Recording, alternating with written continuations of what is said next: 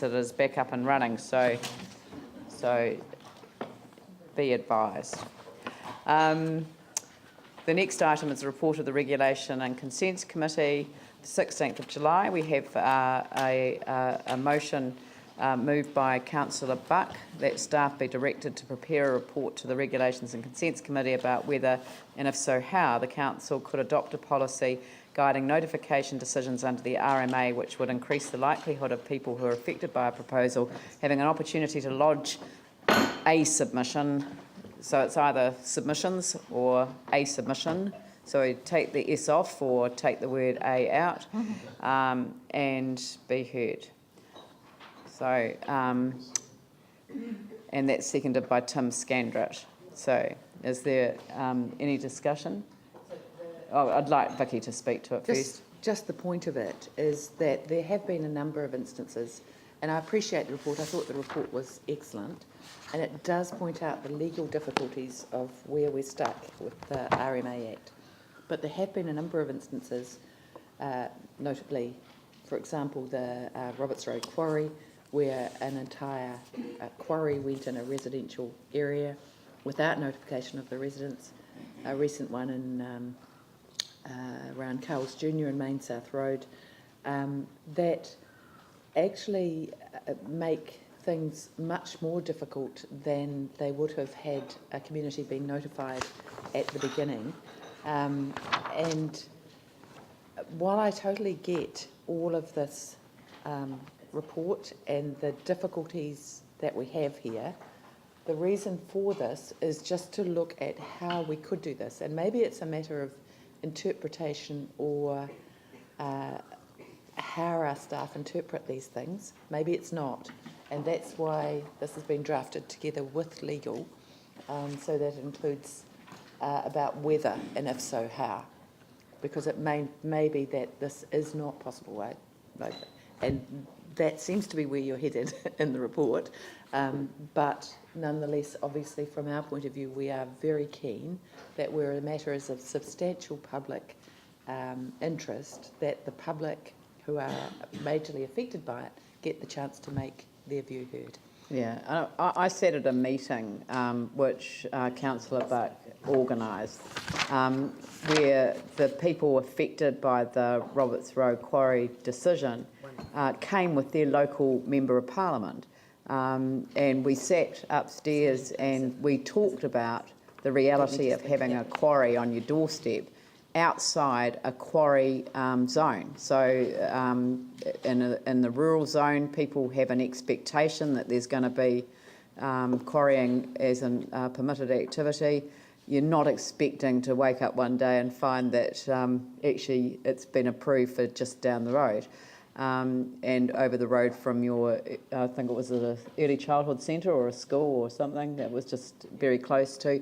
And of course their local Member of Parliament is the Honourable Amy Adams, who in her other role is a Cabinet Minister and has held the environmental portfolio. So, and she herself was very strongly of the view that people had a right to have a say about whether these things could be done. So I don't think that there's an intention for the Resource Management Act to be interpreted so granularly that you'd end up in a situation where such a decision could be made absent the input of the community. Now I understand that we're looking at effects, that it is an effects-based piece of legislation, so that's, you know, that's the challenge that we have in front of us.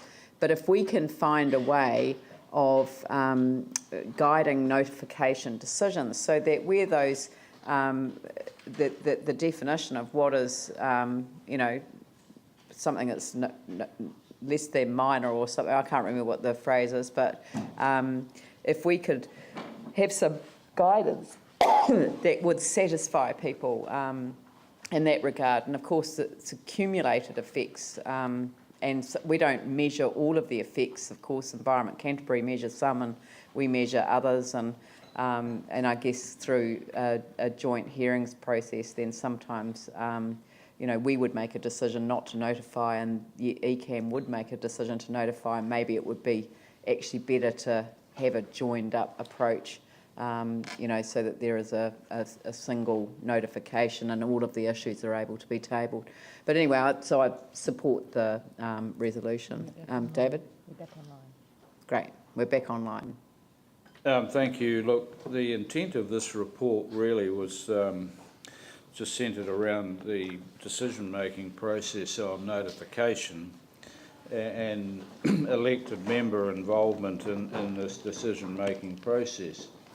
Look, I support the thrust of where this recommendation is going, but the reality comes back to when we're dealing with the Section 95 decision, that we can only make a decision on the evidence that's presented. In other words, a decision maker, I'll just quote from part of the report, a decision maker cannot notify an application if the evidence points to non-notification. So what we're asking for here is a clarification on what's minor and whether we can, in some manner, have some guidance on how a notification in an area where there's some public concern can be interpreted in light of the community interest in this thing. But I draw the members back to the RMA provisions that the reality is that we can't make a decision that's contrary to the evidence presented. So I'm a little bit at odds with it, but I will support it, and it'll be interesting to see how we do come back on this one. If we can come back with a resolution that gives some comfort to elected members in terms of the decision to notify is robust, I'm happy. But there's going to be a bit of grey area in this one, but essentially the RMA does dictate the evidence that's put before you is all that you can actually make the decision on. Yep. So it'll be interesting to see how this one comes back. Yanni and then Tim. Is this replacing the other recommendations, Yeah. or is this additional? No. I suspect it's actually an addition, and that 7.1 doesn't change. Probably 7.2 is not needed, and 7.3 wouldn't be needed yet. 7.1 would remain, and this would. Well, No, if but I could just councillor, interrupt the again. chair of the committee put up a. If I could just interrupt again, really, 7.1, 2, 3 and 4 were was the original staff recommendation. Yeah. Following a further discussion with staff, they came back to me with points 1 to 7. Yeah. I don't think that anything 2 downwards is in the amendment that I put up as of any concern. So it It's replaces point one. It that- replaces point 1. It replaces point 1 at this Yeah. stage. Yep. But I think we probably need to take some guidance from staff at the other end. So are you quite comfortable that we come down, get rid of the staff and committee recommendation, and then take out 1? 7.2 becomes superfluous. Eh? 1 said that the hearings panel are not used for making the notification decision. Oh, okay, sorry for the notification. Yeah, yeah. So one is replaced by that, and if you're comfortable, Vicky, do you want to move the whole lot?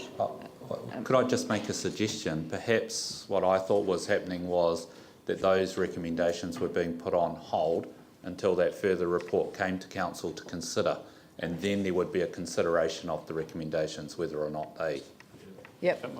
Okay, no, that's fine. Okay. So you can take out the rest. And I just had another question, just in regards to 3.7, and I guess we're only talking, for the notified one, we're only talking about 26 out of 2,596 that are notified.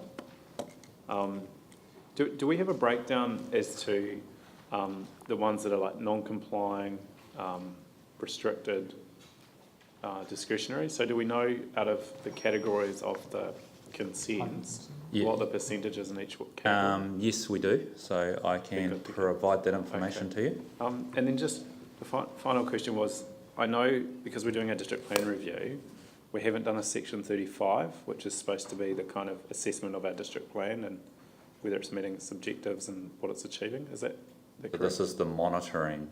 Yeah, there's supposed to be a monitoring report every 5 years into the effectiveness of your district plan. And I guess have we done any work around that? Or because I recall last time there was a lot of comment from, particularly I think from developers and planning consultants, that we were asking for consents, but everyone was generally getting consents, so they kind of said, well, why have you made it so, onerous on getting consents? But we've also got the new stuff happening with the strategic directions, so I know it's a real tension, but I just wondered if there's any sort of other process that's looking at, if we wanted to pick up on the points that have been made, actually we might need to put things into a district plan that enable that, rather than just having a hearings panel or a community board or a commissioner. So there was a Section 35 report, you recall, done immediately prior to 2010. So that's basically obviously fed into the district plan review. And obviously that all that information plus the monitoring that goes on and the evidence from John's unit around the number of consents, the type of consents granted, those sorts of have fed into the material that's come back to you through the district plan review. So we'll be reflecting that information. Whether as a result of this or as a result of further considerations or what the panel does with the plan, whether that leads to higher levels of notification, that's something that will be worked through by the panel at this point.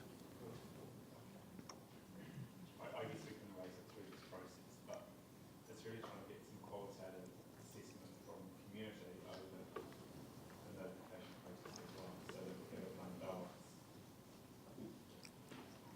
All right, I'll put the motion. All those in favour say aye. Aye. Those opposed say no. That's carried. The whole of the report.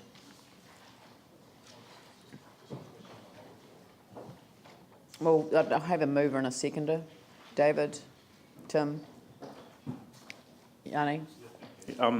Just wanted to check, obviously we don't have the attachments, but is the committee given any consideration, or is there a time frame for getting a report into the MB report into earthquake repairs, and what role we may have as a council?